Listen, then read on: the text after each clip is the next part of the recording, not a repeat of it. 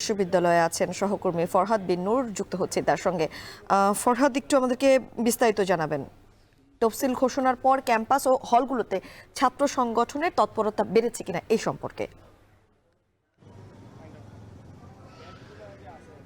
হ্যাঁ, ধন্যবাদ ম্যাম। নিঃসন্দেহে ছাত্র সংগঠনগুলো, সাধারণ শিক্ষার্থী যারা আছেন তাদের ভেতরে একটা আমরা তৎপরতা লক্ষ্য করেছি।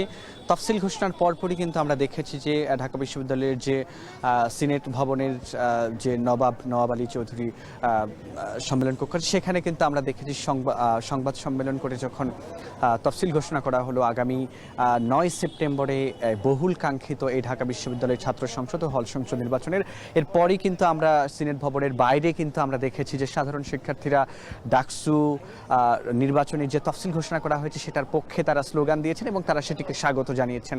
এবং আমরা বিভিন্ন ছাত্র সংগঠন যারা রয়েছে তাদের সঙ্গে কথা বলেছি, বিশেষ করে জাতীয়তাবাদী ছাত্রদল, বাংলাদেশ ইসলামী ছাত্র শিবির, জাতীয় গণতান্ত্রিক ছাত্র সংসদ, এবং আমরা দেখেছি যে গণ অধিকার পরিষদ সহ যারা ক্রিয়াশীল ছাত্র সংগঠনগুলো আছে তারা কিন্তু প্রত্যেকেই এই নির্বাচনের তফসিল ঘোষণাকে স্বাগত জানিয়েছে। এবং আমরা যে বিষয়টি বিভিন্ন ছাত্র সংগঠনগুলো যেটি বলছে যে আর কোনো প্রকার বিলম্ব নয় বা কোনো প্রকার টালবাহানা নয়, যেমন জাহাঙ্গীরনগর বিশ্ববিদ্যালয়ের তফসিল ঘোষণার পরে যে দৃশ্যটি দেখা গিয়েছিল সেখানে নির্বাচনের তারিখ আবার পেছানো হয়েছে, সেক্ষেত্রে ঢাকা বিশ্ববিদ্যালয়ে যেন এরকম কোনো কিছু না হয়। কারণ ইতিমধ্যেই ঢাকা বিশ্ববিদ্যালয়ের যে নির্বাচনের জন্য যে রিটার্নিং কর্মকর্তা যাদেরকে নিয়োগ দেওয়া হয়েছে তারা কিন্তু সব ছাত্র সংগঠনগুলোর সাথে, সব হল প্রভোস্ট সবার সঙ্গে কিন্তু বসেই এই তারিখটা নির্ধারণ করা হয়েছে।